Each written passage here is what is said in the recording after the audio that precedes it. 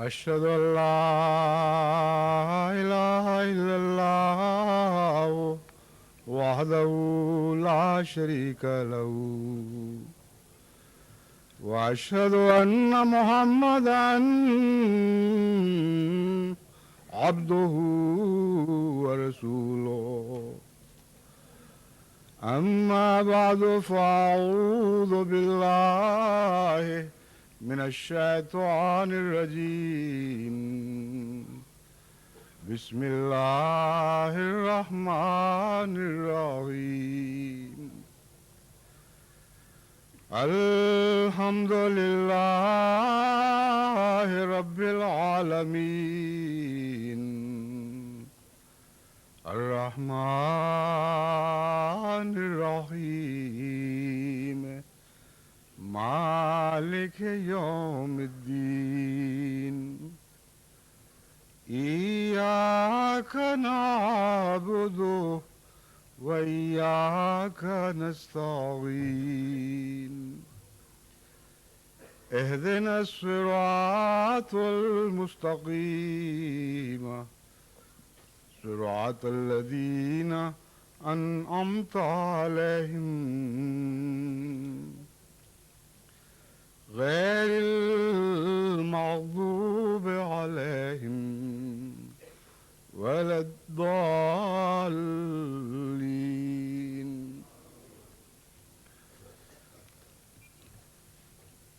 گزشتہ جلسہ سالانہ UK کو یہ امتیاز حاصل تھا کہ یہ 100 سالہ جبلی کا وہ جلسہ سالانہ تھا جس میں خلیفہ وقت کو بھی شمولیت کی سعادت نصیب ہوئی، اور اس وجہ سے دنیا کے کونے کونے سے ہزارہا کی تعداد میں احمدی اس جلسے میں شمولیت کے لیے حاضر ہوئے تھے۔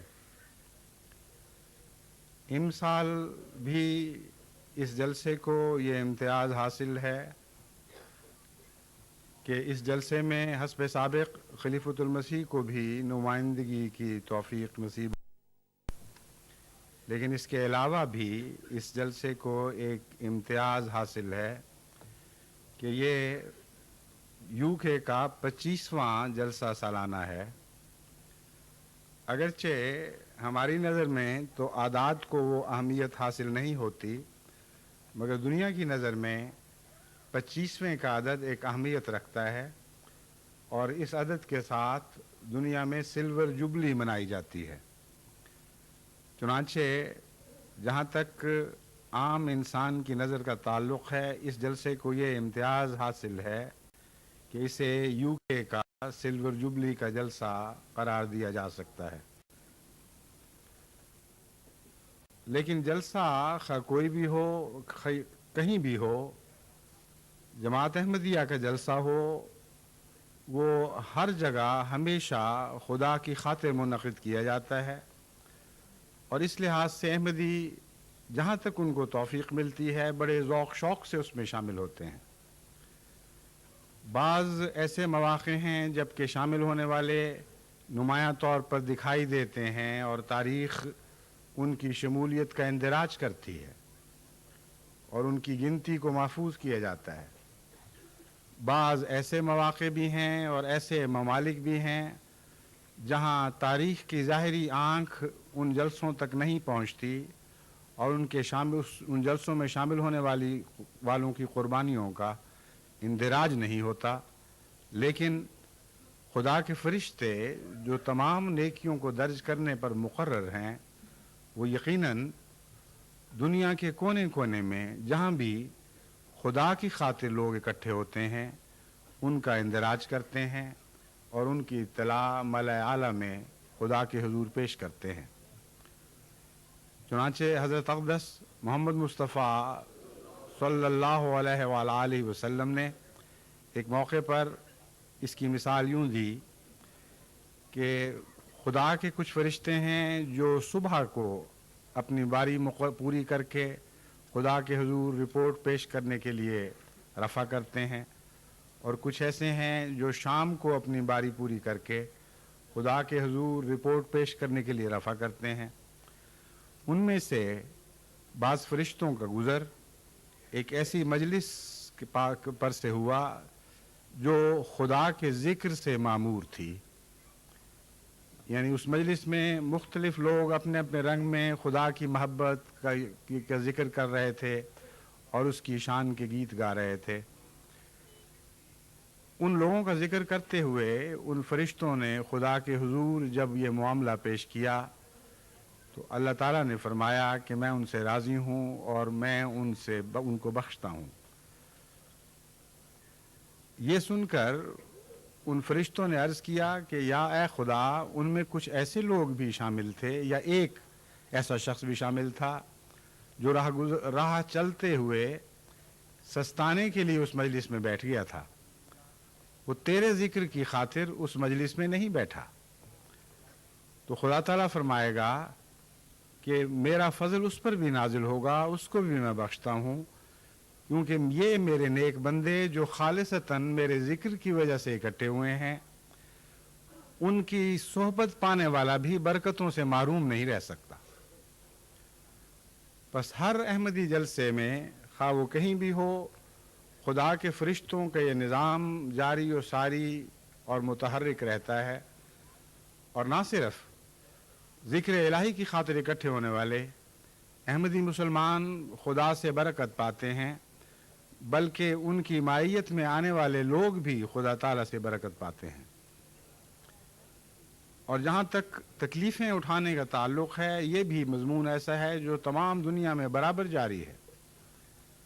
ابھی چند دن پہلے سیرا لیون کے سالانہ جلسے کی رپورٹ پہنچی تو معلوم ہوا کہ سیرا لیون میں چونکہ آج کل شدید اقتصادی بحران ہے اور بمشکل بعض لوگوں کو 2 وقت کی روٹی میسر آتی ہے، بلکہ یوں کہنا چاہیے کہ اکثریت کو بمشکل 1 وقت کی روٹی میسر آتی ہے، کیونکہ افریقہ میں بالعموم عوام الناس میں اگر 24 گھنٹے میں 1 وقت کا کھانا بھی مل جائے تو وہ اس کو غنیمت سمجھتے ہیں اور خدا سے راضی رہتے ہیں.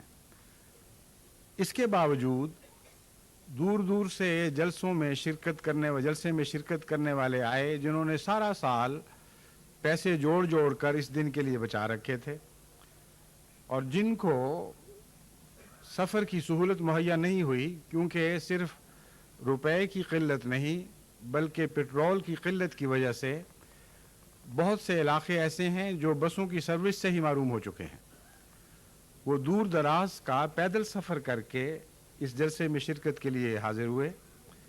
ان میں سے 2 عورتوں کا خصوصیت کے ساتھ انہوں نے دعا کی غرض سے ذکر کیا اور اس دعا میں آپ کو بھی شامل کرنا چاہتا ہوں. انہوں نے بتایا کہ ایک خاتون جو 80 برس سے متجاوز تھیں اس جلسے میں شمولیت کے لیے 60 میل کا پیدل سفر کر کے پہنچی ہیں.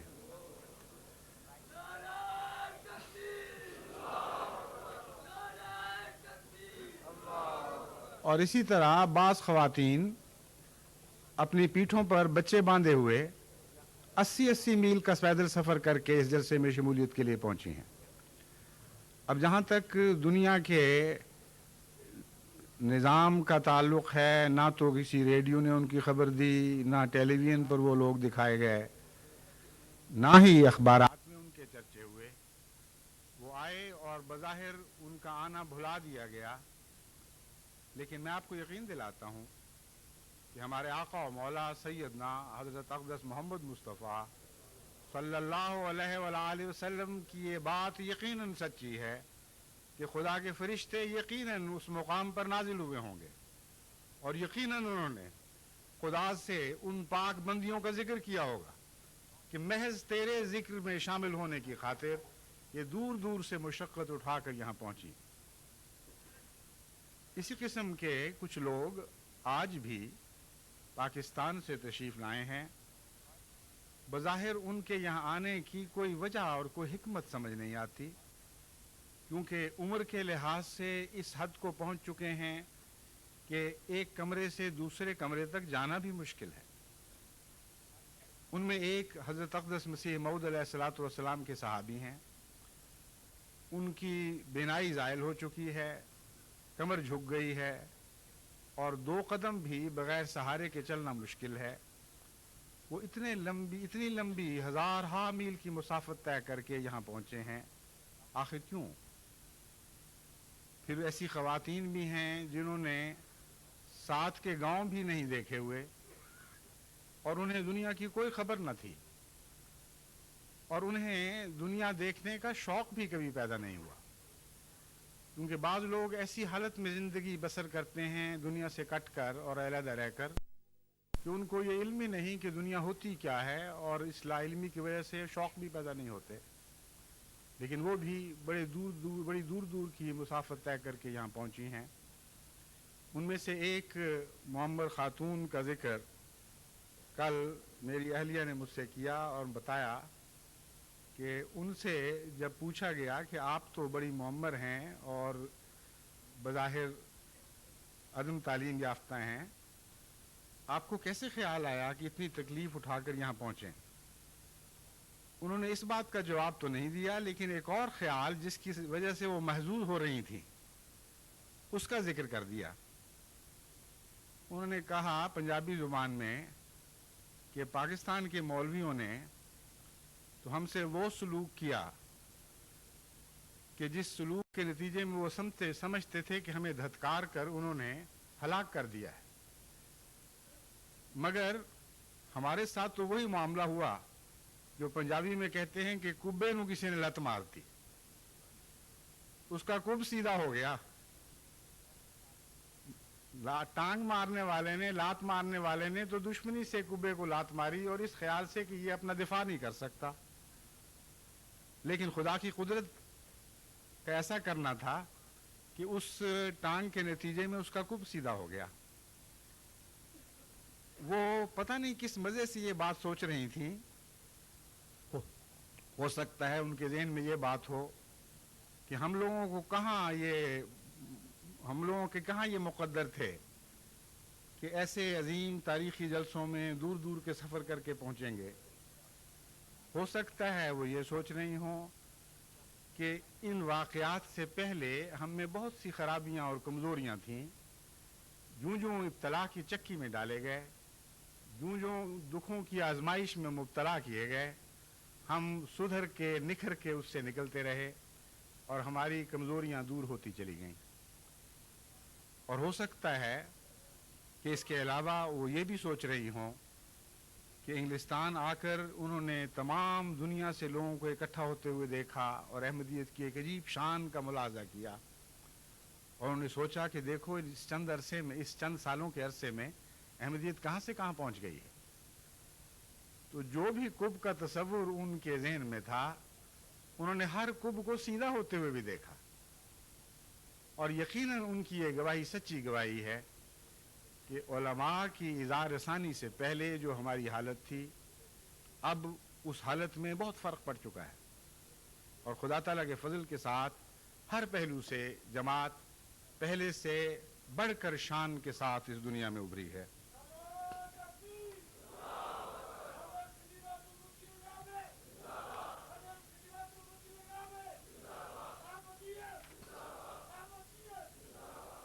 اب میں آپ کے سامنے ان چند دکھوں اور مشکلات کا ذکر کرتا ہوں جن کا اجمالی ذکر میں نے کیا ہے، یعنی پاکستان میں معصوم احمدیوں پر جو ابتلا کا ہولناک دور چل رہا ہے، اس کے ذکر کو کلیتاً اس چھوٹی سی مجلس میں بیان کرنا، اس کا حق ادا کرنا تو ممکن نہیں، لیکن گزشتہ سال میں نے یہ تجربہ کیا تھا کہ اپنے نام موصول ہونے والے سال بھر میں 2 لاکھ کے قریب خطوط میں سے چند اقتباسات چن کر جلسے کے حاضرین کے سامنے پیش کیے تھے، تاکہ میری زبان سے نہیں بلکہ دکھ محسوس کرنے والوں کی زبان سے اور ان تجارب میں سے گزرنے والوں کی زبان سے احباب جماعت ان واقعات کو سوچیں اور کو سنیں اور سمجھیں، اور ان کے دل کی واردات جو لکھنے والے ہیں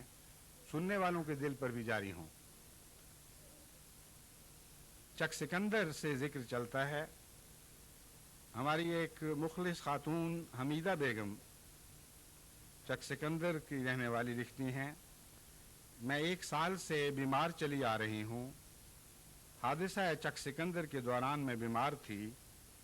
افراتفری کے دوران میں اپنی 2 بچیوں کی جبکہ مکان جل رہا تھا جان بچانے کے لیے باہر نکلی تو دشمن نے مجھ پر فائر کیا، جس سے میں شدید زخمی ہوئی اور میری بچیوں کو بھی کثرت سے شرے لگے۔ چھروں کو شرے لکھا ہے، اس لیے میں اسی طرح پڑھتا ہوں۔ اس حالت میں جب میں جا رہی تھی تو راستہ میں میرا چھوٹا بھائی رفیق احمد ثاقب شہید پڑا ہوا تھا۔ دشمن مرے ہوئے کو زد و کوب کر رہا تھا۔ دیکھ کر غم در غم آتا، مگر نور احمدیت اور زیادہ روشن ہوتا چلا گیا۔ نصرت اور طاقت ملتی رہی، مگر خون اس قدر بہہ رہا تھا کہ لباس تر بتر ہو رہا تھا۔ ادھر حشر برپا تھا، مگر ادھر کلمہ شہادت لبوں پر جاری تھا۔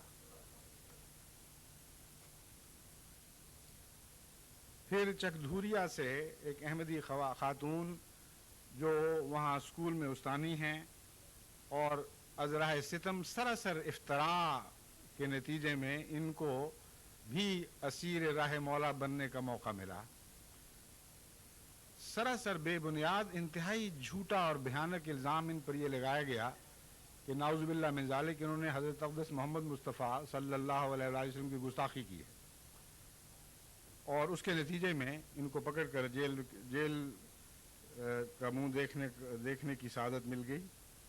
یہ لکھتی ہیں کہ اس کے بعد جو واقعات ہوئے ہیں وہ تفصیل ہے لمبی، اس کو میں نے چھوڑ دیا ہے، کہ بالآخر گاؤں کے شرفاء نے اٹھ کر ان کے حق میں گواہی دی اور شور ڈالا، اور وہ خود پہنچے افسران تک۔ انہوں نے کہا کہ ایسی نیک خاتون، ایسی اچھی خدمت کرنے والی استانی، اور ہم جانتے ہیں کہ یہ تو محمد مصطفیٰ صلی اللہ علیہ وآلہ وسلم کی عاشق ہے، تم اس پر ظلم کر رہے ہو تو سارے گاؤں پر ظلم کر رہے ہو۔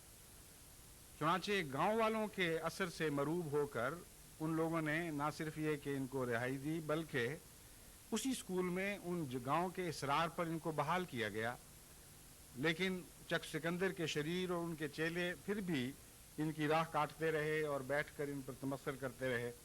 اس واقعہ کا ذکر کرتے ہوئے لکھتی ہیں، میں گرفتاری کے بعد 29 مارچ 1990 کو گرلز اسکول سنت پورہ میں دوبارہ اپنی ڈیوٹی پر حاضر ہو گئی۔ 1 ہفتے تک تو حالات پرسکون رہے۔ پھر ایک روز مولوی امین محمد، جو امیر محمد چک سکندر والے کا دوست ہے، اس نے گاؤں سنت پورہ کے کچھ شر پسند لوگوں سے مشورہ کر کے مجھے میرے گھر دھوریا میں پیغام بھجوایا کہ میں سنت پورہ اسکول میں ڈیوٹی نہ دوں ورنہ گولی کا نشانہ بن جاؤں گی۔ میں یہ سوچ کر کہ اگر میری موت اسی کے ہاتھ میں لکھی ہے تو میں جہاں بھی چھپ کر رہوں گی موت آ ہی جائے گی۔ اگلے دن اسکول گئی۔ مولوی امین محمد میرے اسکول جانے کے رستے میں سائیکل پر سوار درندوں کی طرح شکل بنائے میرے پاس سے گزرتا رہا۔ اسے دیکھتے ہی میرے زبان پر آتا ہے کہ یہ مومن موت سے نہیں ڈرتے۔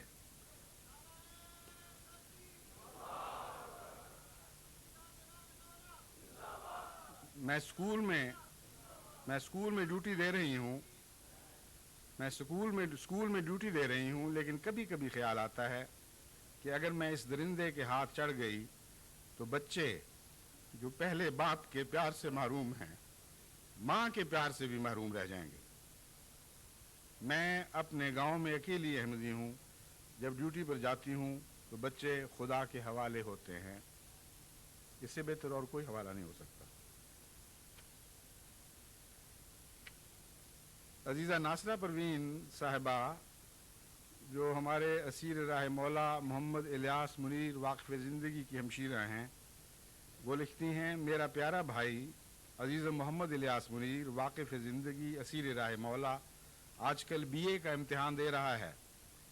اس غرض کے لیے اسے کیمپ جیل لاہور لے جایا گیا۔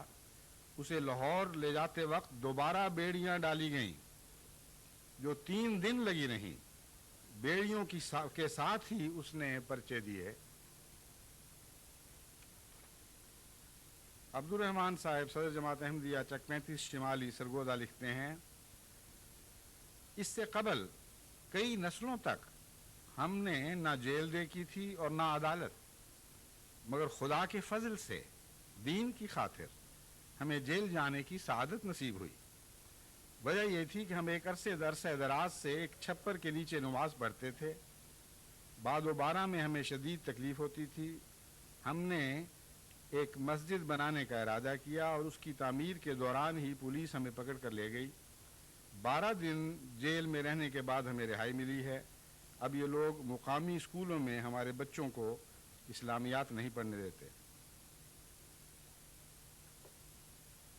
مکرم محمد یوسف صاحب کاٹ گڑی میرپور آزاد کشمیر سے لکھتے ہیں، یہ 80 سال سے اوپر عمر کے بزرگ ہیں۔ ان کی بات سمجھنے کے لیے میں اس تحریر کا پس منظر بتا دیتا ہوں۔ جب ایبٹ آباد میں جماعت احمدیہ نے جلسہ کیا اور صاحبزادہ عبدالرشید صاحب کے ہاں یہ جلسہ منعقد ہوا، تو اس جلسے کو اتنا بڑا جرم قرار دیا گیا کہ اس کے نتیجے میں صاحبزادہ عبدالرشید سمیت تمام ان احمدیوں کو حراست میں لینے کے احکام جاری کر دیے گئے جو اس جلسے میں شریک تھے۔ لیکن یہ صاحب وہ ہیں جو اس جلسے میں شریک بھی نہیں تھے۔ یہ بیچارے پینشن یافتہ ہیں اور آزاد کشمیر سے اپنی پینشن لینے کے لیے ایبٹ آباد آئے تھے، اور جس دن پولیس صاحبزادہ صاحب کو گرفتار کرنے کے لیے آئی، یہ صاحبزادہ صاحب سے مل کر اپنی پینشن کے سلسلے میں کوئی مدد لینا چاہتے تھے۔ چنانچہ اس موقع پر اسی جرم میں دھر لیے گئے کہ یہ ایک ایسے احمدی سے ملنے آیا ہے جو جلسے میں شریک تھا۔ کہتے ہیں پیارے آقا، میں 75 دن جیل میں رہنے کے بعد 28/3/90 کو ضمانت پر رہا ہو کر اپنے گھر پہنچ گیا ہوں۔ آگے لکھتے ہیں، مہدی منیا ہتھ کڑیاں جھلیاں اساں چم چم لائیاں باہاں نال۔ مہدی منیا، ہم نے مہدی کو مانا اور اس کے نتیجے میں ہمیں ہتھ کڑیوں کے زیور پہننے نصیب ہوئے، چنانچہ ہم نے چوم چوم کے انہیں باہوں میں ڈالا۔ 81 سال کی عمر، دمہ کا مریض، کبھی ہسپتال میں کبھی جیل میں، بس یوں ہی چکر لگتے رہے۔ نہ گھر رہا نہ دکان، مکان والے نے کہا تم مکان خالی کر دو، تم قادیانی ہو، دکان پولیس نے قبضے میں کر لی۔ یہ وہ لوگ ہیں جو اتنے مصائب کے بعد، اس قدر تکلیفوں کے ہوتے ہوئے بھی خدا تعالیٰ کی طرف سے استقامت کا اعزاز پاتے ہیں، اور ایسے ہی لوگ ہیں جن کے متعلق حضرت اقدس مسیح موعود علیہ الصلوۃ والسلام فرماتے ہیں، خدا تعالیٰ کے حضور عرض کرتے ہیں، اے خدا، اس مصیبت میں ہمارے دل پر وہ سکینت نازل کر جس سے صبر آ جائے، اور ایسا کر کہ ہماری موت اسلام پر ہو۔ جاننا چاہیے کہ دکھوں اور مصیبتوں کے وقت میں خدا تعالیٰ اپنے پیارے بندوں کے دل پر ایک نور اتارتا ہے جس سے وہ قوت پا کر نہایت اطمینان سے مصیبت کا مقابلہ کرتے ہیں اور حلاوت ایمان سے ان زنجیروں کو بوسہ دیتے ہیں جو اس کی راہ میں ان کے پیروں میں پڑی۔ بس یہ باتیں جو آپ حضرت اقدس مسیح موعود علیہ الصلوۃ والسلام کی تحریروں میں پڑھا کرتے تھے، آج کثرت سے پاکستان کی گلیوں، ان کے شہروں، ان کے دیہات میں رونما ہو رہی ہیں، اور ہزارہ احمدی ہیں جنہوں نے خدا کی محبت میں اس سے استقامت پا کر ان زنجیروں کو بوسے دیے جو ان کے ہاتھوں یا ان کے پاؤں میں ڈالی گئی۔ خدیجہ بیگم صاحبہ لکھتی ہیں کہ کل جمعہ کی نماز کے بعد مسجد نور سے ایک خادم کو پولیس نے گرفتار کر لیا اور اس پر یہ الزام لگایا کہ ایک غیر احمدی مولوی پر حملہ کیا ہے۔ اب جہاں وہ کلمہ نہ پڑھا، کلمے کا بہانہ نہ ملے یا اور کوئی ایسا بہانہ نظر نہ آئے، وہ سراسر جھوٹے الزامات لگا کر بھی پولیس جس کو چاہے اس کو پکڑ سکتی ہے، اور ملک کا قانون پولیس کے جھوٹ کے پیچھے پشت پناہ بن کر کھڑا رہتا ہے۔ سردار مسز محمود ملتان سے لکھتی ہیں، میری 2 بچیاں کالج میں پڑھتی ہیں. بڑی بچی جو بی اے میں پڑھتی ہے اس کو کالج میں احمدیت کی وجہ سے بہت ستایا جاتا ہے, اور حضرت اقدس مسیح موعود علیہ الصلوۃ والسلام کی شان کے خلاف لکھ کر میری بچی کو دوسری بچیاں دیتی ہیں, جو نہایت گندے اور غلیظ الفاظ پر مشتمل ہوتا ہے. میرے اور بچوں کے دل بہت دکھ محسوس کرتے ہیں اور برداشت کرنا مشکل ہو جاتا ہے. اب یہ جو واردات ہیں یہ لکھوں کھا احمدیوں کے دل پر گزر رہی ہیں, اور دنیا کے کوئی اعداد و شمار ان کا ریکارڈ نہیں کر رہا ہے, مگر حضرت اقدس محمد مصطفیٰ صلی اللہ علیہ وآلہ وسلم کی صداقت کی قسم کھا کر کہتا ہوں کہ ان دلوں پر بھی خدا کے وہی فرشتے نازل ہوتے ہیں جن کا پہلے ذکر گزرا ہے, اور ان کی کیفیات کو ریکارڈ کرتے ہیں, اور ایک ذرہ بھی ان کے دل کی کیفیت کا خدا تعالیٰ کے ریکارڈ کی کتاب سے باہر نہیں رہتا. وہ قربانیاں جو ان لوگوں کی نظر میں نہ آئیں جن کی خاطر دی جاتی ہیں, ان قربانیوں میں لذت نہیں ہوتی. لیکن اگر انسان کو علم ہو کہ میرا محبوب جس کی خاطر میں قربانی دے رہا ہوں اس کی مجھ پر نظر ہے, تو اس کی قربانیوں میں ایک عجیب جلا پیدا ہو جاتی ہے. اس کا شوق اور اس کا ولولہ قربانی کرنے کے لیے اور بڑھتا ہے, کیونکہ وہ اپنی محبوب کی نظر میں ہوتا ہے. بس جماعت احمدیہ کے وہ عظیم گروہ جسے ان گزشتہ سالوں میں غیر معمولی خدمت کی اور غیر معمولی قربانیوں کی توفیق عطا ہوئی ہے, وہ یاد رکھیں کہ ان کی قربانیوں میں سے ایک ذرہ بھی ضائع نہیں ہو رہا, اور اس خدا پر نظر ہے جو خدا ان قربانیوں کے نتیجے میں اور بھی زیادہ پیار کی نگاہیں ان پر ڈالتا ہے. یہ احساس ضروری ہے. بسا اوقات انسان قربانیاں دیتا ہے اور یہ احساس نہیں رکھتا, یہ شعور نہیں رکھتا, اس کے نتیجے میں رفتہ رفتہ قربانیوں کی ہمت باقی نہیں رہتی, رفتہ رفتہ تھک جاتا ہے اور اس کی استقامت میں فرق آ جاتا ہے. اس لیے قربانی دینے والے احمدیوں کو خواہ وہ دنیا میں کسی بھی ملک سے تعلق رکھتے ہوں, ہمیشہ یہ یاد رکھ کہ جب بھی وہ خدا کی خاطر تکلیف اٹھاتے ہیں تو یہ سوچیں کہ ہمارے پیارے خدا کی ہمارے حال پر نظر ہے. حضرت اقدس مسیح موعود علیہ الصلوۃ والسلام کا وہ کلام جو بارہا آپ نے سنا ہے, اس کی ٹیپ کا مصرع یہ ہے, سبحان الذی اخذ العہد, وہ ہے سبحان من یرانی, یہ روز کر مبارک سبحان من یرانی, یہ مصرع تھا جو میرے ذہن میں آ رہا تھا. یہ روز کر مبارک سبحان من یرانی, اے خدا میرے لیے یہ دن مبارک فرما. سبحان من یرانی, پاک وہ ذات ہے جو ہمیشہ مجھے دیکھتی رہتی ہے, ہمیشہ اس کی مجھ پر نظر رہتی ہے. بس خدا کی نظر کے سامنے ہمیشہ آپ آگے بڑھتے رہیں, تو حقیقت میں یہی راز ہے اصلاح کا بھی. میں نے ابھی جمعے میں آپ کے سامنے یہ ذکر کیا تھا کہ آپ دنیا کی نظر میں آ رہے ہیں, باہر نکلے ہیں, تمام دنیا آپ کو دیکھے گی, لیکن ضروری نہیں کہ آپ دنیا کی نظر میں آئیں. جیسا کہ میں نے بیان کیا, بہت سے انسان اپنی کمزوریوں پر پردہ ڈالنے میں کامیاب ہو جاتے ہیں اور دنیا کی نظر سے اوجھل رہ جاتے ہیں, مگر ہمیشہ وہ خدا کی نظر میں رہتے ہیں. اس لیے دعا یہ کرتے رہیں اور کوشش یہ کریں کہ خدا کی پیار کی نظر ان پر پڑے, خدا کی ناراضگی کی نظر ان پر نہ پڑے. ایک میڈیکل کالج کا طالب علم راولپنڈی سے لاہور رسالہ ہاتھ میں پکڑے ہوئے باہر نکلتا ہے. ایک ملا کی نظر لاہور رسالے پر پڑتی ہے اور وہ سمجھتا ہے کہ یہ احمدیوں کا اخبار ہے, ضرور یہ احمدی ہوگا. 2-3 باتیں کرنے کے بعد وہ مجمع اکٹھا کر لیتا ہے اور گستاخی رسول کے الزام میں اسے دھکیلتے ہوئے پولیس کی طرف لے جاتے ہیں. اب رفتہ رفتہ محلے والوں میں, یعنی پاکستان کے مختلف شہروں میں محلہ داریوں میں بھی یہ احساس پیدا ہونا شروع ہو گیا ہے کہ احمدیوں پر ناحق ظلم ہو رہا ہے. چنانچہ ایسے موقع پر محلے والے اکٹھے ہوئے اور انہوں نے مولوی کو لان تان کی اور اسے کہا کہ اگر تم اس کو لے کے جاؤ گے تو ہم بھی سب ساتھ چلیں گے اور گواہی دیں گے کہ تم جھوٹ بول رہے ہو. اس پر مولوی نے اس کو چھوڑ تو دیا, لیکن یہ کہتے ہوئے کہ اگر تم نے آئندہ کبھی محمد رسول اللہ علیہ وسلم کا نام منہ سے نکالا تو ہم تمہارے دانت توڑ دیں گے.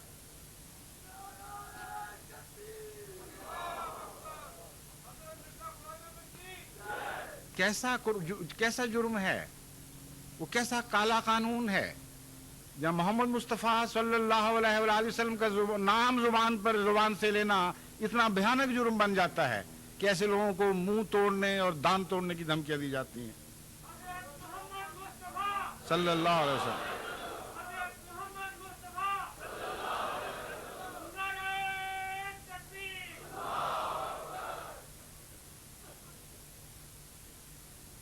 इसी तरह रोजमर्रा की जिंदगी में अहमदी खतरात में से इस तरह गुजर रहे हैं कि उनकी रोजमर्रा की जिंदगी और खतरात में कोई तमीज बाकी नहीं रही। हर कदम जो वो उठाते हैं वो दुश्मन की नजर में मगजूब बनता है और इसकी वजह से वो अपनी तकलीफ का इजहार मुझसे करते हैं, खतूत में अपने वाकयात लिखते हैं। मेरी दिलदारी उनको क्या सहारा देगी? कुरान करीम के उस कलाम पर नजर रखें जिसमें खुदा ताला इन्हीं वाकयात को बयान करते हुए फरमाता है कि हर वो कदम जो तुम उठाते हो खुदा की खातिर और दुश्मन की नजर में मगजूब बनते हो, हर उसी कदम की वजह से तुम खुदा की नजर में महबूब बनते चले जाते हो। इसलिए इस बात को हमेशा जहन में रखें और यही उनका सहारा है। दुश्मन की नजर के सामने, दुश्मन की हकारत आमेज नजरों के सामने खुदा की प्यार की नजर इतनी अजमत रखती है कि उन दुश्मन की हकारत की निगाहों की कोई कीमत नहीं रहती। हजरत मसीह मौऊद अलैहिस्सलातु वस्सलाम ने इस मजमून को यूं बयान फरमाया कि हैं तेरी प्यारी निगाहें दिल बरा एक तेग तेज जिससे कट जाता है सब झगड़ा गमे अगयार का। बस अगर गमे अगयार के झगड़े काटने हैं तो यही नुस्खा इस्तेमाल करें। खुदा की प्यार की निगाहें कि वो तेग तेज तमाम अगयार के झगड़ों को इस तरह काट कर फेंक देगी कि उन अगयार के झगड़ों की कोई हैसियत, कोई कीमत भी बाकी नहीं रहेगी। फगला में हमारा एक बहुत ही मुअज़्ज़ज़ सैयद ख़ानदान है। वो मुअज़्ज़ज़ इन मानों में नहीं कि महज सैयद हैं, बल्कि उनकी नेकी, उनकी शराफत की वजह से एक लंबे अरसे से गांव पर उनका बहुत ही ज़्यादा असर है और हमेशा इज़्ज़त और एहतराम से देखे जाते थे। वहाँ इस दौर में मौलवियों ने शरारत शुरू की, गंद उछालना शुरू किया, यहाँ तक कि गांव वालों की नज़रें बदलने लगीं और उनकी मस्जिद भी जला दी, उनके घर भी जला दिए। इस वाक़या के बाद उनमें से एक लिखते हैं कि सैयदी ये आजिज़ 3 जुलाई को रब्वा से अहले खाना को फगला ले आया था। जले हुए मकान की हालत तो काफ़ी ख़राब थी और हालात भी दरिंदा सिफ्त मौलवी ने काफ़ी ख़राब किए हुए थे, लेकिन उनकी ये खुशी कि ये भाग गए हरगिज़ कबूल न थी। मिट्टी के ढेर पर सामने 2 मंजिला मस्जिद है, पर्दे वगैरह लगा कर बैठे हैं। मतलब ये है मिट्टी के ढेर पर बैठे हैं, सामने उस मौलवी की 2 मंजिला मस्जिद है जो हर वक्त हमारे कत्ल की और हमें मिलिया मेट करने की तलकीन करता रहता है। पर्दे वगैरह लगा कर बैठे हैं। ईद भी अपने इसी घर में ही अल्लाह पाक के दर के फ़कीर होकर गुजारी है।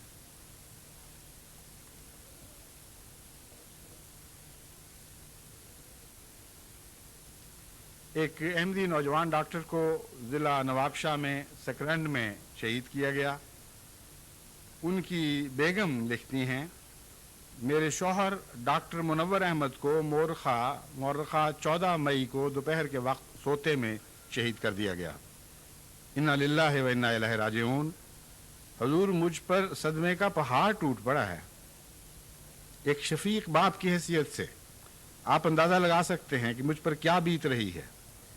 हमारी शादी को 6 साल और 2 माह का अरसा गुजरा था कि जालिमों ने मेरा सुहाग लूट लिया।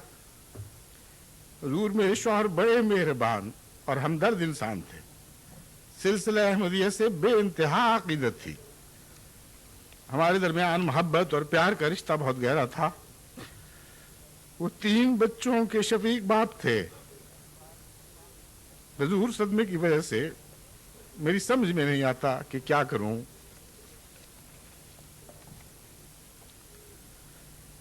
चक 563 में जो वाकयात गुजरे थे उनसे आप वाकिफ हैं। अब वहाँ के ही ایک ایسے دوست کی قلم سے جو وہاں کی سرگزشت پہنچی ہے، اس میں سے ایک اقتباس میں آپ کے سامنے رکھتا ہوں۔ وہ لکھتے ہیں، آپ کی خدمت میں میرا یہ پہلا خط ہے۔ میں بھی ان لوگوں میں شامل ہوں جن کے گھر اور میری ویلڈنگ کی دکان جلا دی گئی۔ جب سرکاری مسلمانوں کا جلوس آیا تو انہوں نے سب سے پہلے ہماری مسجد کو آگ لگائی۔ ہمارا گھر بھی مسجد کے قریب ہے۔ انہوں نے پہلے ہماری بیٹھک وغیرہ کے دروازے اور کھڑکیاں توڑیں۔ اس میں ہمارے جشن 100 سالہ کے پیمفلٹ بھی تھے۔ پتہ نہیں ان کو آگ لگا دی یا کنویں میں پھینک دیا۔ احمدیوں نے جب انہیں مسجد کو آگ لگانے سے روکا تو انہوں نے مسجد کے قریب سے احمدیوں پر فائرنگ شروع کر دی۔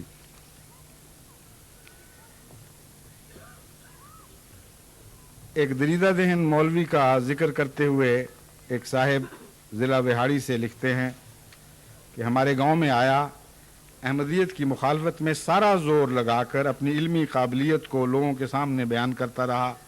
لوگوں سے پوچھنے لگا کہ یہ جو اس مسجد کے ساتھ ہی مسجد ہے، یہ قادیانیوں کی ہے، یہ جگہ تو اہل اسلام کی جگہ ہے، تم اے سی کے پاس درخواست دو، ان سے حکومت یہ جگہ لازماً تمہیں دلوائے گی۔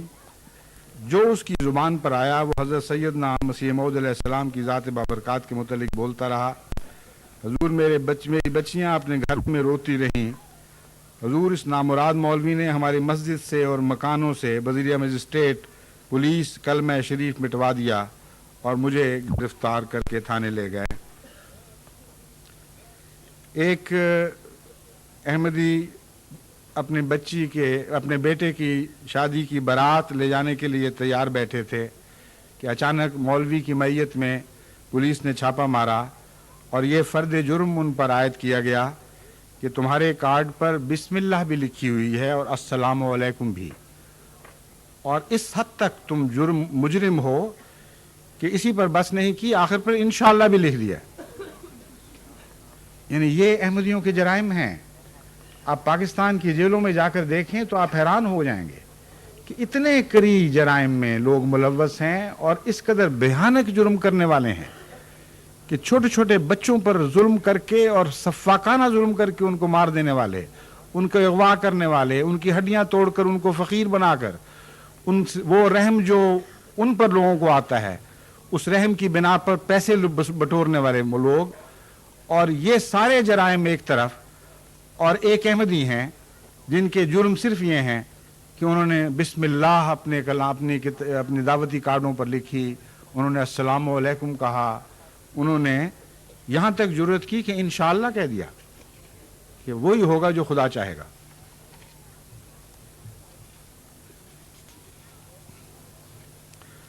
چک سکندر کے متعلق ماسٹر مظفر احمد صاحب جو پریزیڈنٹ تھے اور انہوں نے بڑی عظیم قربانیاں دی ہیں اور جیل میں بھی خدا کے فضل سے بہت ہی غیر معمولی دباؤ کے نیچے ثابت قدم رہے، ان کے تفصیلی خطوط بہت ہی دردناک موصول ہوتے رہے، وہ سب تو پیش کرنے کا وقت نہیں۔ ایک مختصر سا اقتباس میں آپ کے سامنے رکھتا ہوں۔ وہ لکھتے ہیں، آپ کو چک سکندر کے تفصیلی حالات کا علم ہو چکا ہے۔ ہمارے تمام احمدی بے گھر ہو گئے ہیں اور گھر جلا دیے گئے ہیں، اور ہمارے 30 آدمیوں کو قتل اور اقدام قتل کے مقدمے میں پھنسا کر جیل میں ڈال دیا گیا ہے۔ ہمارے 2 آدمی اور ایک 10 سالہ بچی شہید ہو گئے ہیں اور 6 شدید زخمی ہوئے ہیں۔ مخالف فریق میں سے کسی کو گرفتار نہیں کیا گیا۔ مولود احمد صاحب ابن مکرم مولوی عبدالخالق صاحب چک سکندر لکھتے ہیں، آپ کی خدمت میں خط لکھا تھا جس میں اپنے گاؤں چک سکندر کے شہیدوں، زخمیوں، مہاجروں کے بارے میں دعا کے لیے لکھا تھا۔ سیدی، میرے تایہ زاد بھائی مکرم ماسٹر عبدالرزاق صاحب جو کہ زخمی تھے، پہلے تو لاہور ہسپتال میں زیر علاج تھے، لیکن ان ظالموں سے یہ بھی نہ دیکھا گیا کہ ان کا علاج ہو سکے۔ ابھی وہ مکمل طور پر صحت یاب بھی نہیں ہوئے تھے کہ ان کو لاہور ہسپتال سے فارغ کر دیا گیا اور پھر وہ کھاریاں ہسپتال میں داخل کروائے گئے، لیکن ان ظالموں نے ان کو اس حالت میں بھی بستر پر ہتکڑی لگائے رکھی۔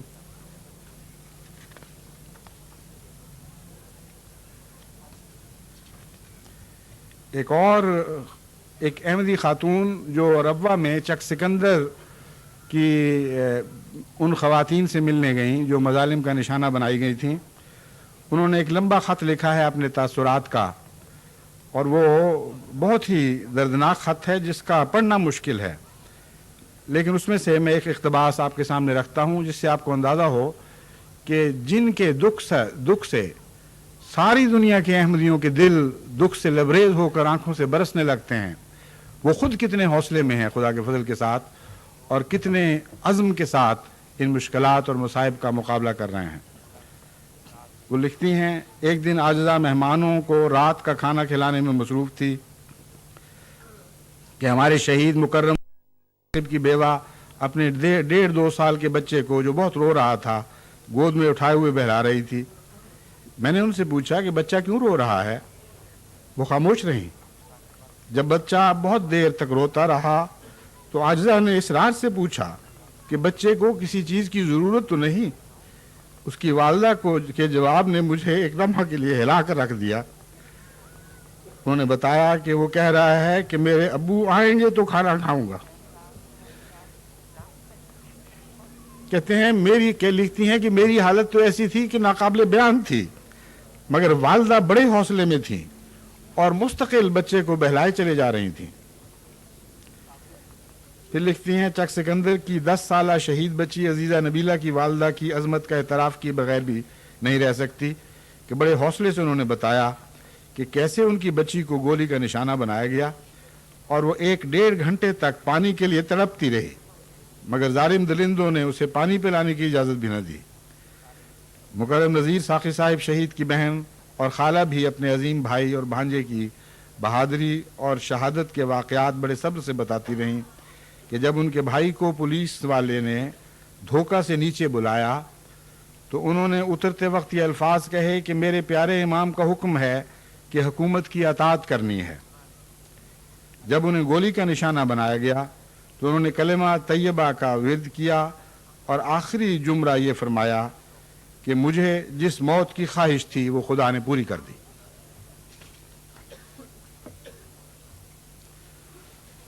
یہ واقعات جو ہیں یہ تو صرف نمونے از خیروارہ ہیں، بہت ہی نمونے چند.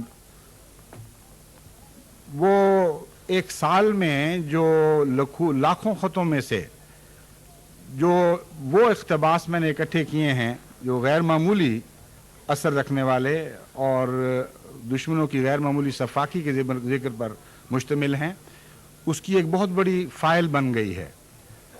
اور میں صرف آپ کو یہ بتانا چاہتا ہوں کہ جو پاکستان سے دوست یہاں تشریف لائے ہیں آپ دیکھیں کہ وہ کن حالات میں سے گزر کے آئے ہیں اور کس درد سے بے قرار ہوتے ہوئے وہ وہاں زندگی بسر کر رہے ہیں اور کن مشکلات کا سامنا کر رہے ہیں. اپنی دعاؤں میں پاکستان کے احمدیوں کو یاد رکھیں تو پہلے سے زیادہ بڑھ کر درد مند ہو کر ان کے لیے دعائیں کریں. ہمارے بے شمار اسیران راہ مولا ہیں جو ایک لمبے عرصے سے شدید تکلیفوں میں زندگی بسر کر رہے ہیں اور اف تک زبان پر نہیں لاتے، ان کو بھی بھولنا جرم ہوگا اور انسانیت سے گری ہوئی بات ہوگی. اس لیے ہمیشہ ان کو بھی اپنی دعاؤں میں یاد رکھیں. اللہ تعالیٰ ان کو حوصلے عطا فرمائے. وہ ہمارا فرض کفایہ ہیں، وہ قربانیاں جو ساری جماعت دینے کی حقدار ہے اور سزاوار ہے، وہ قربانیاں وہ چند لوگ پیش کر کے آپ سب کی بلائیں اپنے گلے پر لیے ہوئے ہیں. اللہ تعالیٰ انہیں بہترین جزا دے، اس دنیا میں بھی ان کو نیک جزا سے برابر فرمائے اور اس دنیا میں بھی ان کو لامتناہی انعامات کا وارث بنائے. اس دوران جیلوں میں احمدیوں نے خدا تعالیٰ کے فضل کے ساتھ بہت سے نشانات بھی دیکھے اور جیلوں سے باہر بھی خدا تعالیٰ کی پکڑ کا سلسلہ جاری ہو چکا ہے.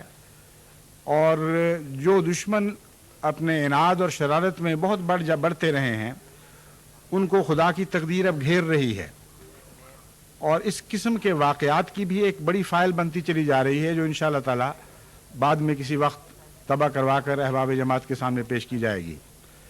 آپ کو حوصلے میں رکھنے کی خاطر، یہ بتانے کی خاطر کہ ہمارا جو خدا ہمیں دیکھ رہا ہے وہ خاموش نہیں دیکھ رہا، بلکہ اس کی طرف سے مختلف رنگ میں پیار کے چھینٹے پڑتے ہیں जिन्हें देखकर तमाम इर्द गिर्द के माहौल के अहमदी भी नए हौसले पाते हैं और उनके ईमान को नई जिंदगी मिलती है।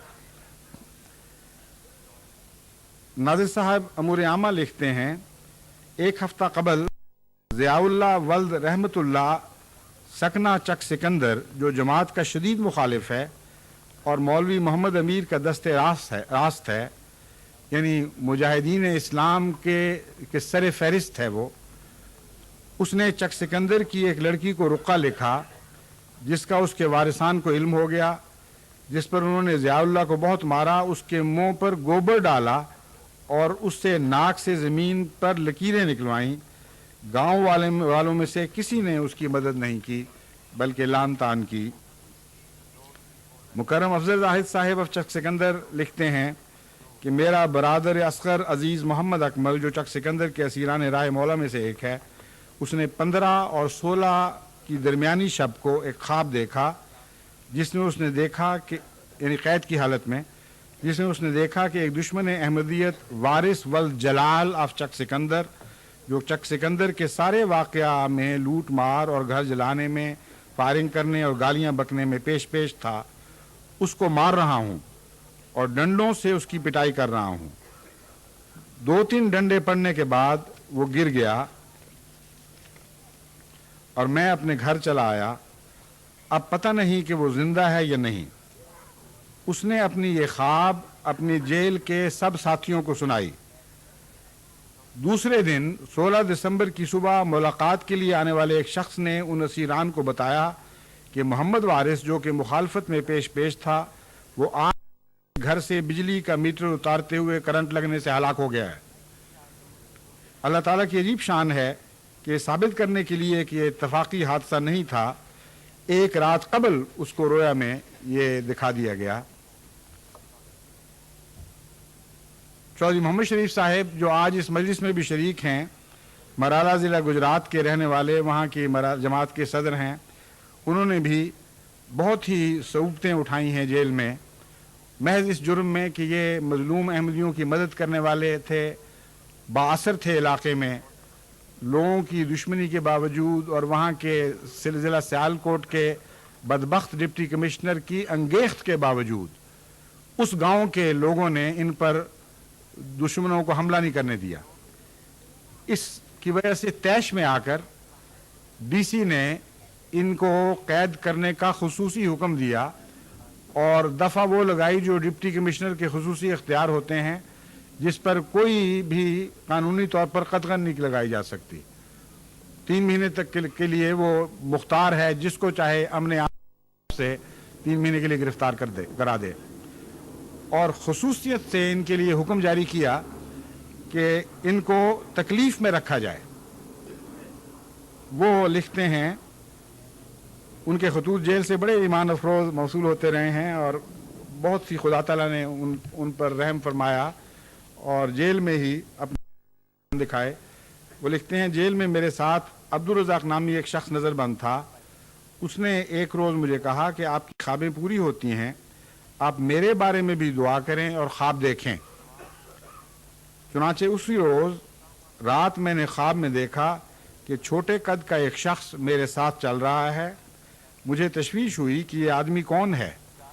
इतने में एक तीसरे शख्स ने आकर कहा कि घबराओ नहीं, इसका नाम बशीर अहमद है, कद छोटा है, खुदा ताला आपको छोटी बशारत देगा। बशीर अहमद है, कद छोटा इसलिए है कि आपको खुदा ताला छोटी बशारत देगा। ये ख्वाब ही में उनको ताबीर भी सिखाई गई। रात भर मैं सोचता रहा कि ये ख्वाब मेरे बारे में नहीं, क्योंकि मुझे तो बड़ी बशारत चाहिए।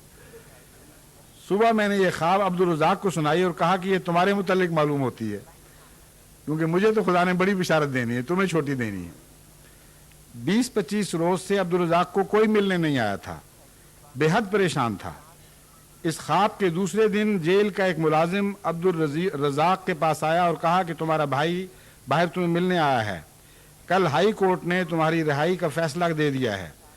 जो जेल का मुलाजिम ये पैगाम देने आया था उसका नाम बशीर अहमद था और उसका कद सारे जेल के मुलाजिमीन में सबसे छोटा था।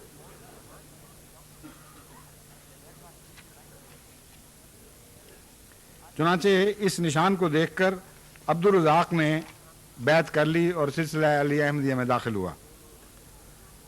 सुल्तान अहमद साहिब ज़हीम अंसारुल्लाह चाहे कतर जनूबी सरगोदा लिखते हैं, एक दिन मेरे पास एक गैर अहमदी नौजवान जाहिद वल्द गुलाम कादर आया और कहने लगा कि कल रात मैंने एक ख्वाब देखा है, वो ये है कि हमारे चक में एक जलसा हो रहा है, तमाम गांव शामिल है, खलीफा ताहिर अहमद तकरीर कर रहे हैं। वो अहमदी नहीं है, ना उसने मुझे कभी देखा, लेकिन ख्वाब में उससे ये बताया गया कि खलीफा ताहिर अहमद तकरीर कर रहे हैं।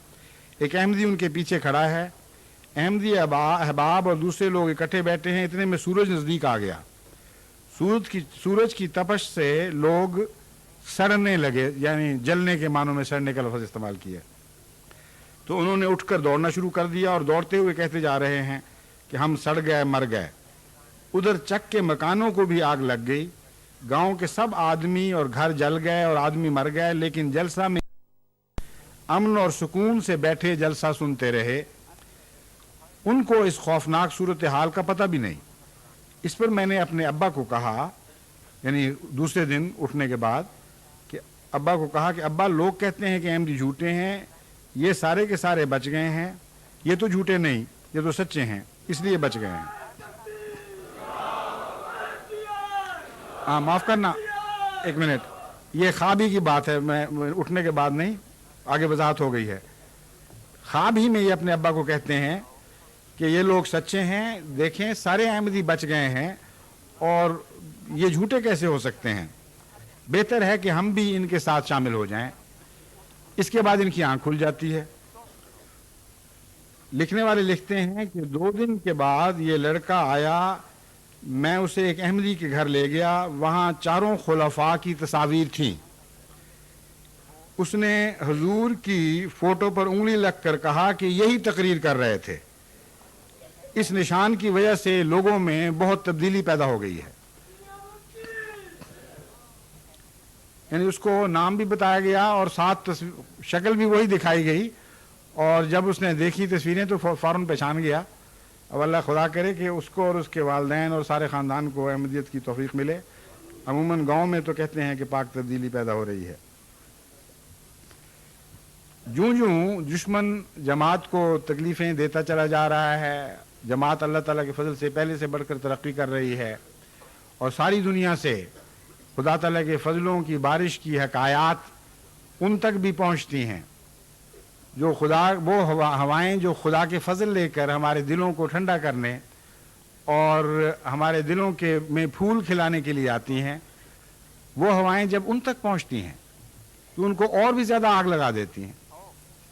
अल-फज़ल अखबार उन हवाओं को अपने दोष पर उठाकर चलने वाला अखबार था, और जब ये दोबारा जारी हुआ तो उसकी वजह से जमात अहमदिया को बहुत ही ज़्यादा हौसला पैदा हुआ और उनको उनकी बहुत लंबे अरसे की प्यास बुझी।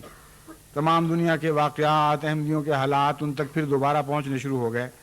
इस वजह से वो दुश्मन और भी ज़्यादा जल गया और बहुत ज़ोर लगाकर उन्होंने बिलाखिर दोबारा अल-फज़ल को बंद करवाना, बहुत ज़ोर लगाकर बिलाखिर वो दोबारा अल-फज़ल को बंद करवाने में कामयाब हो गए। इसके मुतालिक हमारे डॉक्टर मोहम्मद अली साहब, जो साइकोलॉजिस्ट हैं, हैदराबाद सिंध से अपने एक दिलचस्प ख़त में लिखते हैं, कुछ दिन पहले हमारा रोज़नामा अल-फज़ल दोबारा बंद हुआ है। किसी को इल्म नहीं कि कैसे हुआ, बस इतना पता चला कि बंद हो गया है। एक दोस्त की राय है कि कसरत एहतियात से बंद हुआ है, क्योंकि access of everything is bad. Naseem Saifi साहब ने एहतियात को अपनी इंतहा तक पहुंचाया, अरबी का रस्मुल खत तक अखबार से खारिज कर दिया। फिर भी किसी न किसी तरह उस जालिम की नज़र पड़ गई। गालिब ने शायद नसीम सैफी साहब से मुतल्लिक ये कहा था, हुई जिनसे तवक्को खस्तगी की दाद पाने की, वो हमसे भी ज़्यादा खस्ते तैग़ सितम निकले। ये ख्याल हो सकता है बाज़ और अहमदियों के दिल में भी आया हो। तबसरा तो दिलचस्प है लेकिन जायज़ नहीं। اور یہ چونکہ مخلص دوست ہیں، ان سے شکوے کے طور پر نہیں بلکہ میں ایک غلط فہمی دور کرنے کے لیے یہ اقتباس آپ کو سنا رہا ہوں۔ نسیم سیفی صاحب ہرگز بزدل نہیں، اور خدا تعالیٰ کے فضل سے وہ جواں مرد ہیں اور میدان جہاد کی صف اول میں کھڑے ہونے والے انسان ہیں۔ وہ اس خوف سے کی وجہ سے عربی کے استعمال سے نہیں رکے کہ نعوذ باللہ ان پر ہاتھ نہ پڑ جائے۔ ان پر تو ہاتھ ویسے ہی ڈالے گئے اور بار بار ڈالے گئے۔ وہ محض اس خوف سے رکے رہے کہ ایک وسیلہ جماعت تک ان خبروں کو پہنچانے کا ہے، کوئی بہانہ دشمن کو نہ مل جائے۔ اس لیے اگر اس خط سے یہ تاثر پڑتا ہے کہ نعوذ باللہ ہمارے سلسلے کے کارکنان بزدلی کے نتیجے میں احتیاطیں کر رہے ہیں، تو یہ بالکل غلط تاثر ہے۔ یہ جماعت کی خاطر ان کی محبت میں احتیاطیں کرتے ہیں، لیکن دشمن ایسا ظالم ہے کہ ان احتیاطوں کے باوجود جو اس نے کرنا ہے وہ تو بہرحال کر گزرے گا۔ اور جیسا کہ میں نے بیان کیا ہے، متعدد مقدمات میں اس وقت نسیم سیفی صاحب کو ملوث کیا جا چکا ہے۔ یہ تو ہے احمدیوں کا حال، یا احمدیوں کے حال میں سے کچھ تھوڑا سا ذکر، اور اس کے نتیجے میں دن بدن احمدیوں کا بڑھتا ہوا اخلاص اور تمام دنیا میں خدا تعالیٰ کے بارش کی طرح نازل ہوتے ہوئے افضال۔ اب ذرا دیکھیں تو صحیح کہ ان دشمنوں کا کیا حال ہے جو اسلام کے نام پر یہ مظالم توڑ رہے ہیں۔ وہ تو بہت بڑے بڑے مجاہدین ہوں گے اگر سچے ہیں۔ اگر وہ سچے ہیں تو خدا کے فیض اور کرم اور رحمت کی نظریں ان پر پڑنی چاہیے، اور بارش کی طرح ان پر فضل برسنے چاہیے، کیونکہ اتنی بڑی خدمت تو پھر دین کی کبھی کسی نے نہیں کی۔ تاریخ انبیاء میں اس کی کوئی مثال نظر نہیں آتی۔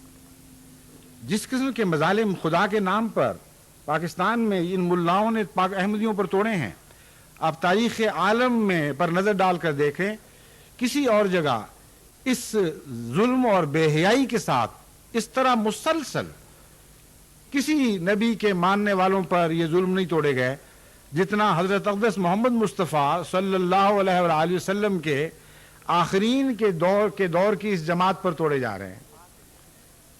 بس اتنی بڑی نیکی، اگر یہ سچے ہیں، تو اتنی بڑی نیکی ہے کہ فقید المثال ہے۔ تمام عالم کی تاریخ میں اس کی کوئی آپ کو دوسری شکل کہیں دنیا میں نظر نہیں آئے گی، ایسی کوئی شکل دنیا میں کہیں اور نظر نہیں آئے گی۔ پر دیکھتے ہیں کہ خدا اب ان سے کیا سلوک کر رہا ہے، ان کا کیا حوال ہو رہا ہے۔ کیا واقعی خدا ان پر رحمت اور پیار کی نظریں ڈال رہا ہے، یا معاملہ کچھ اور ہے؟ یہ کہانی بہت ہی لمبی، بہت ہی دردناک اور بہت بھیانک ہے۔ اس لیے میں ایک ایک سطر کے اقتباس پڑھ کر اسی پر اکتفا کروں گا۔ نوابزادہ نصر اللہ خان جو پاکستان کے ایک بزرگ سیاستدان ہیں، ان کا یہ بیان اخبارات میں شائع ہوا، اور باقی سب بیانات ہیں، کسی احمدی کا تبصرہ نہیں بلکہ بزرگ سیاستدانوں یا دوسرے سیاستدانوں کے بیانات ہیں۔ یہ ملک پاگل خانہ بنتا جا رہا ہے، صدر کو بتا دیا ہے ہم انارکی کی طرف بڑھ رہے ہیں، ہمیں تباہی کے سوا کچھ نہیں ملے گا۔ اس کا مزید تجزیہ کرتے ہوئے معراج محمد خان صاحب سربراہ قومی محاذ آزادی کا یہ بیان شائع ہوا، پہلے جیل خانہ تھا اب پاگل خانہ ہے۔ یعنی چند احمدیوں کو ظالمانہ طور پر اسیر بنا کر سارے ملک کو جیل خانہ بنا دیا، اور احمدیوں پر پاگلوں والے مظالم توڑ کر سارا ملک پاگل خانہ بن گیا ہے۔ کیا یہ خدا کے فضل کے نشان ہے یا خدا کے عذاب کے نشان ہے؟ غلام مصطفیٰ صاحب جتوئی لکھتے ہیں سندھ جل رہا ہے۔ سید مراد علی صاحب صوبائی وزیر سندھ لکھتے ہیں ملک شدید ترین اندرونی اور بیرونی بحران کا شکار ہے۔ ولی خان صاحب کا تبصرہ یہ ہے کہ حکمران پارٹی اور اپوزیشن والے سب چور ہیں، کسی سے خیر کی کوئی توقع نہیں رہی۔ معراج خالد صاحب جو سپیکر ہیں پاکستان کی نیشنل اسمبلی کے، وہ لکھتے ہیں پاکستان میں قتل و غارت کا بازار گرم ہے، ملک میں لبنان جیسی صورتحال ہے۔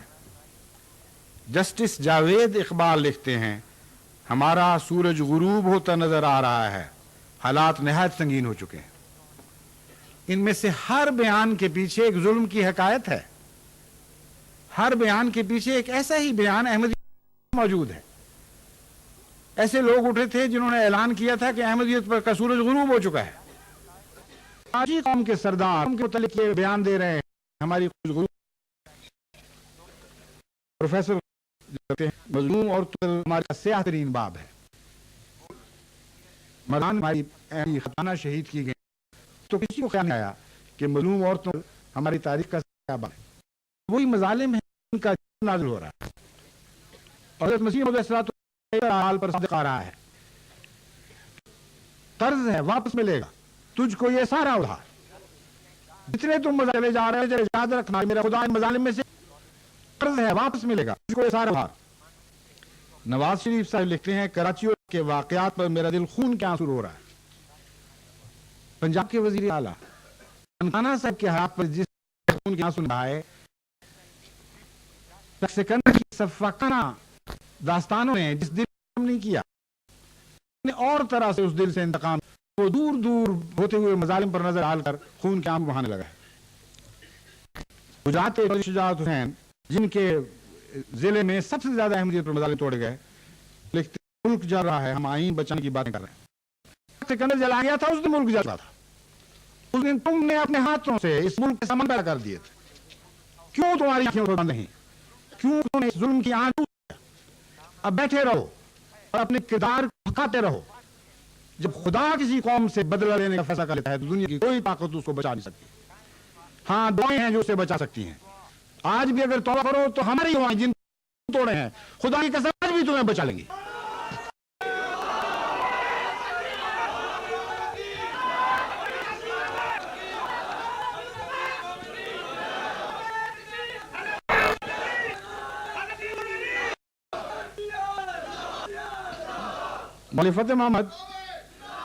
مولوی فتح محمد امیر جماعت اسلامی پنجاب ہیں، اور آپ جانتے ہیں کہ جماعت اسلامی کو کبھی اتنا معاشرے پر نفوذ نہیں ہوا جتنا اس گزشتہ دور میں ہوا ہے۔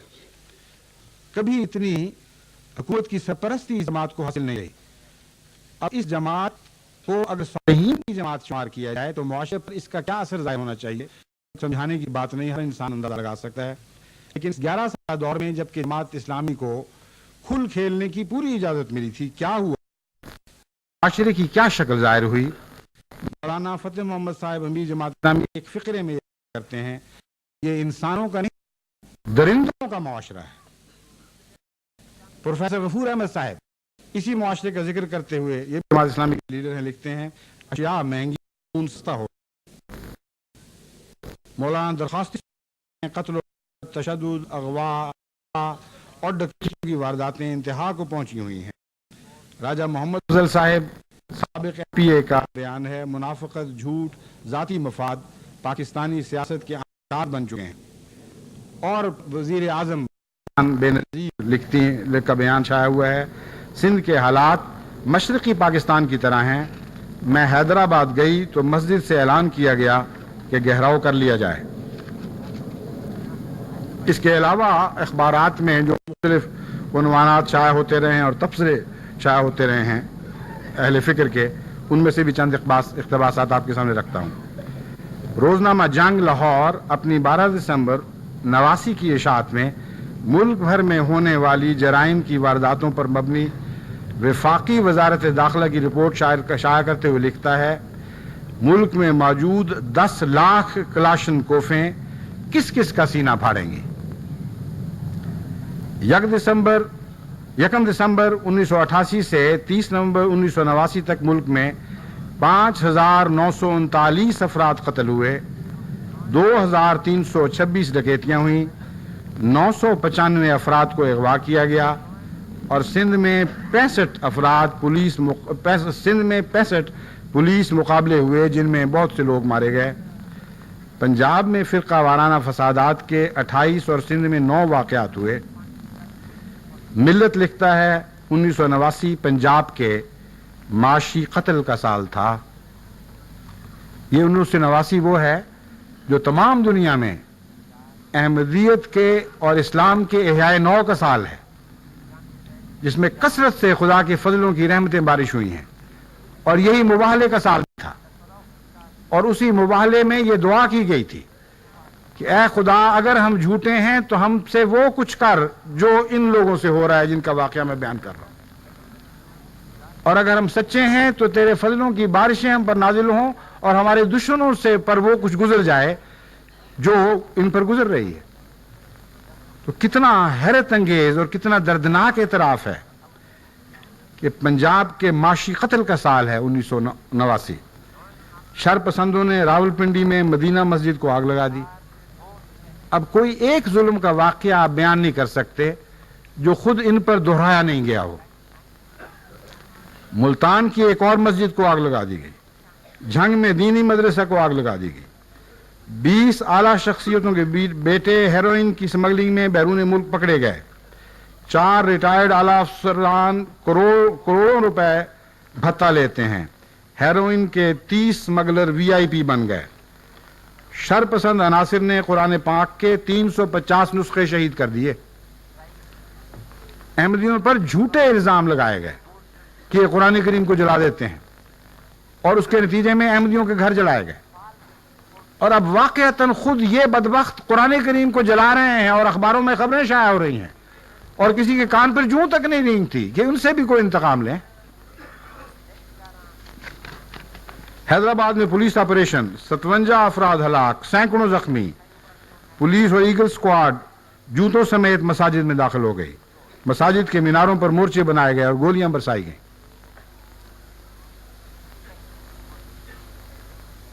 وہ آپ کو یاد ہوگا گزشتہ سال جو میری نظر پر گئی تھی اس میں تھا کہ دھرتی کے نصیب اجڑتے ہیں جب ناگ اذانیں دیتے ہیں۔ بس یہی بدبختی ہے، جو خدا کے عاجز بندے ہیں ان کو اذانوں سے روک دیا گیا، اور ظالموں نے اذانیں دی، اور اب خدا کی تقدیر انہی میناروں سے ان کو آئینے دکھا رہی ہے اور بتا رہی ہے کہ یہ ان کے ظلم خدا کی تقدیر میں کس شکل میں ظاہر ہو کر اب ہمیشہ کے لیے مرتسم ہوتے چلے جا رہے ہیں۔ حیدرآباد پولیس والے جیے سندھ اور سندھو دیش کے نعرے لگاتے رہے، ایسا محسوس ہوا کہ قلعہ پر حملہ ہو گیا ہے۔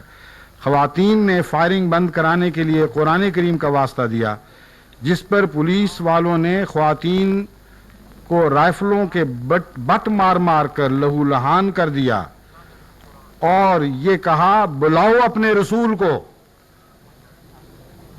کس قدر ظلم ہے، کس قدر سفاکی ہے۔ احمدیوں کو قتل کرنے کے بہانے بنانے کی خاطر آرڈیننس بنائے گئے کہ یہ وہ ملک ہے جو محمد رسول اللہ علیہ وسلم کی ناموس کی خاطر بنایا گیا، یہاں ناموس رسول کو بری آنکھ سے دیکھنے والے کی سزا موت ہے، اور جھوٹے مقدمے بنانے کی کوشش کی گئی۔ اور اب اپنا یہ حال ہے کہ خدا نے ان کو دکھایا ہے، وہ آئینہ دکھایا کہ کون ہے جو ناموس رسول پر حملہ کرنے والا ہے۔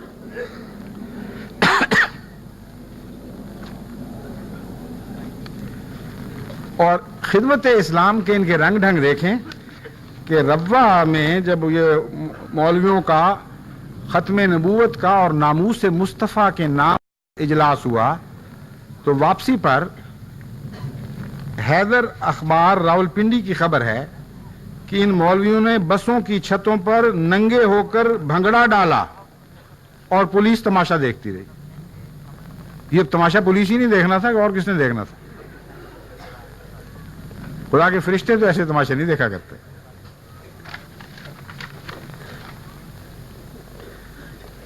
اور مسجد کے لاؤڈ سپیکروں سے اب احمدیوں کی اذانیں بند، اور عنوان ہے اخبار میں سرخی کا کہ مسجد کے لاؤڈ سپیکر سے گانے اور خبریں۔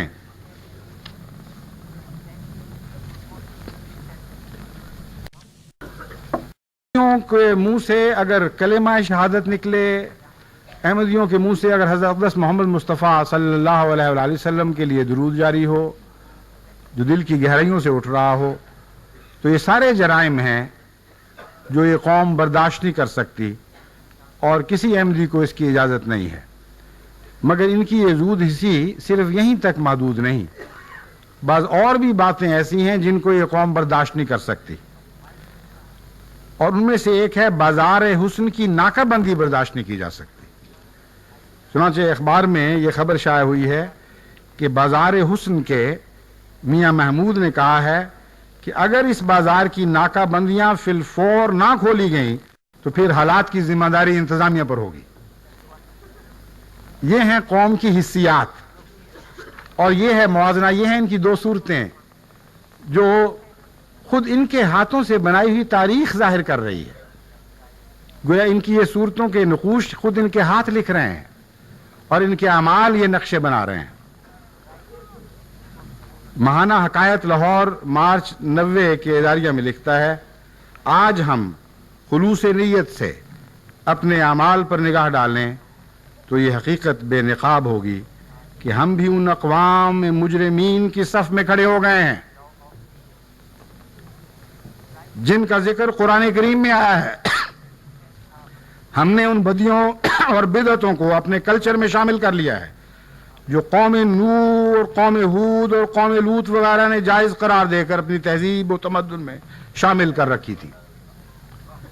آپ کو یاد ہوگا کہ اس موضوع پر میں نے خطبات دیے تھے اور قرآن کریم سے تاریخ انبیاء پیش کرتے ہوئے قوم کو متنبع کیا تھا کہ یہ وہ رخ ہے جس کی طرف آپ کے قدم بڑھ رہے ہیں، اور ایک وقت آئے گا کہ جب آپ پکار کر انہی الفاظ میں مدد المدد کہیں گے جن الفاظ میں اس سے پہلے انبیاء کے دشمنوں نے اور مجرمین نے مدد مانگی تھی، لیکن کوئی ایسی قوموں کی مدد کو نہیں پہنچ سکا تھا.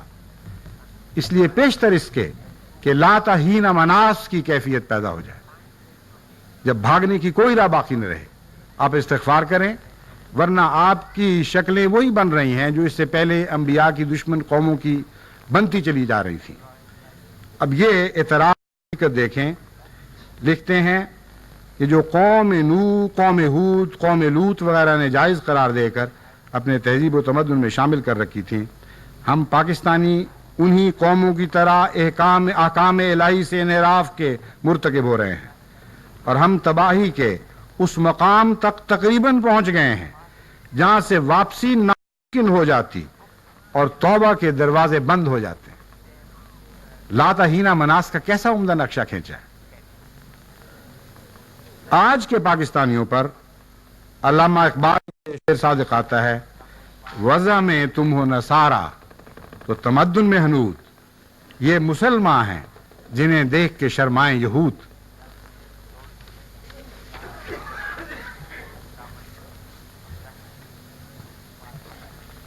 افسوس کی بات یہ ہے کہ اس سارے ظلم اور سفاکی کے نتیجے میں جو خدا کی تقدیر نے ان سے انتقام لیا ہے، اس کے باوجود ان کو ہوش نہیں آئی اور اس کے باوجود ان کو یہ نہیں پتا چلا کہ مدد کے لیے کس کو پکارنا ہے. چنانچہ حیدرآباد، سندھ اور کراچی میں المدد المدد کے نام سے اشتہار شائع ہوئے اور ان میں پکارا گیا تو فوج کو مدد کے لیے پکارا گیا، خدا کو مدد کے لیے نہیں پکارا گیا. کیسی حماقت ہے اور کتنے ظلم کی حد ہے کہ جس فوج نے 11 سال کی حکومت میں پاکستان کو وہاں تک پہنچایا جہاں آج پاکستان پہنچ چکا ہے. اگر ایک ظالم اور سفاک فوجی ڈکٹیٹر ملک پر حکمران نہ رہتا تو ناممکن تھا کہ آج پاکستان کی یہ شکل بنتی جو اسلام کے نام پر 11 سال کی ظلم و سفاکی سے بنائی گئی ہے. اور آج یہی قوم اور اس قوم کے بعض سیاسی رہنما اسی فوج کو دوبارہ بلا رہے ہیں. بڑی دردناک بات ہے، لیکن اس دردناک حالت پر چسپاں ہونے والا ایک لطیفہ مجھے یاد آ گیا. یعنی فوج سے بھاگ کر سیاستدانوں کی طرف گئے، سیاستدانوں سے بھاگ کر فوج کی طرف دوڑے، فوج سے بھاگ کر سیاستدانوں کی طرف گئے، سیاستدانوں سے بھاگ کر پھر فوج کی طرف دوڑے. گزشتہ 20-25 سال کی یہی پاکستان کی تاریخ ہے. کہتے ہیں ایک دفعہ ایک انگریزوں کے حکومت کے دوران ایک نمبردار صاحب کو خیال آیا کہ 100 روپیہ جو مالیہ کا میں نے پیش کرنا ہے ڈی سی کے سامنے، اس میں سے 1 روپیہ اگر میں بچا لوں تو کیا فرق پڑتا ہے، ہو سکتا ہے میں کہوں گا صرف 1 ہی روپیہ کم ہے، وہ صاحب مجھے معاف کر دے گا. مگر انگریز ریونیو کے معاملے میں بڑے خطرناک اور بڑے کنجوس مزاج تھے. اس نے حاضر ہو کر عرض کیا کہ سرکار میں 99 روپے لے آیا ہوں، 1 روپیہ رہ گیا ہے، آپ مجھے معاف کر دیں. انہوں نے کہا روپیہ تو معاف نہیں ہو سکتا، سرکار کی چیز ہے، اس لیے اس کی سزا ملے گی۔ اس نے کہا اچھا پھر حضور سزا سنا دیں۔ اس نے کہا 100 جوتے کھاؤ۔ اس نے کہا میں عزت دار آدمی، نمبردار آپ ہی کا بنایا ہوا، اتنا ظلم تو نہ کریں، 100 جوتے نہیں میں کھا سکتا، مجھے 100 پیاز یعنی گنڈے کہا اس نے، 100 گنڈے کھلا دو میں۔ انہوں نے کہا اچھا ٹھیک ہے پھر 100 پیاز اس کو کھلاؤ۔ چند پیاز کھائے تھے، آخر انسان تھا، کوئی گدھا نہیں تھا، وہ حرکت گدھوں والی تھی، بیزار ہو گیا، آنکھوں سے آنسو جاری، برا حال۔ اس نے کہا دیکھو صاحب میں آخر انسان ہوں، میں گنڈے نہیں کھا سکتا، لاؤ جوتیاں جتنی مارنی ہے مار لو۔ وہ 8-10 جوتیاں پڑی تھی تو پھر وہ گھبرا گیا۔ اس نے کہا دیکھیں میں آخر انسان، شریف وزادار انسان ہوں، لائیں گنڈے واپس لائیں۔ وہ 10-12 گنڈے پھر کھائے، پھر 10-12 جوتیاں کھائیں، پھر 10-12 گنڈے کھائے، پھر 10-12 جوتیاں کھائیں۔ کہتے ہیں جب 99ویں جوتی پڑ رہی تھی تو پگڑی کھل گئی، اس میں اس نے احتیاطاً وہی روپیہ سنبھال کے رکھا ہوا تھا، فوراً لپکا روپیہ اٹھا کر کہا لو پھڑو اپنا روپیہ، شکر ہے عزت رہ گئی۔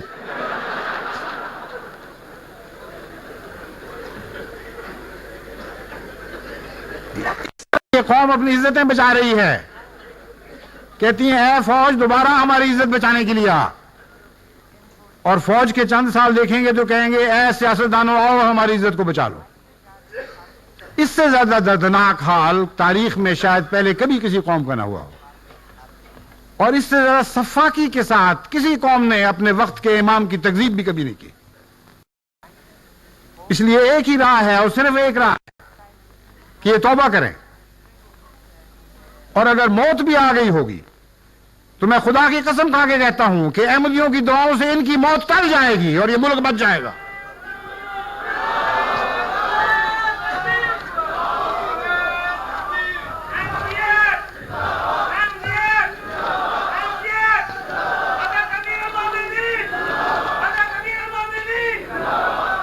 اب میں اجازت چاہتا ہوں، افتتاحی تقریریں اتنی لمبی نہیں ہوا کرتی، مگر حالات کی مجبوری سے، کیونکہ یہ حالات بیان کرنے کے اور دنوں میں وقت نہیں ہے، میں نے اسی دن بیان کرنے کی کوشش کی۔ اللہ تعالیٰ آپ کا حافظ و ناصر ہو۔ اس تمام عرصے میں دعائیں کرتے ہوئے وقت گزاریں، اور جیسا کہ میں نے بیان کیا تھا نیک نمونے ظاہر کریں، اور اگر خدا نخواستہ کچھ بدیاں ابھی تک آپ کی زندگی کا حصہ ہیں تو ان پر حیا کے پردے ڈالیں اور خدا تعالیٰ سے استغفار کریں، تاکہ آپ ان ملکوں میں نیک اثرات چھوڑ کر جائیں، بد اثرات چھوڑ کر نہ جائیں۔ اللہ تعالیٰ آپ کا حامی و ناصر ہو۔ السلام علیکم۔ دعا ہوگی، ہاں افتتاحی اجلاس کی دعا ہوگی اب۔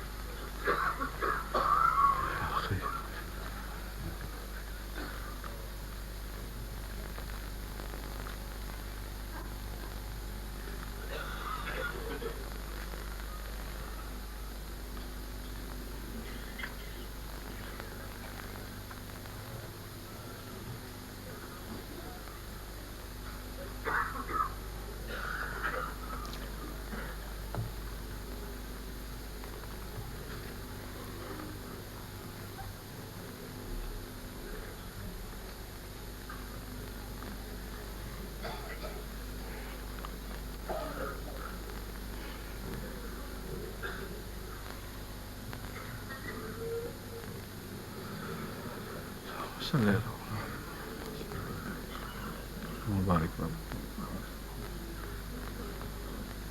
آمین۔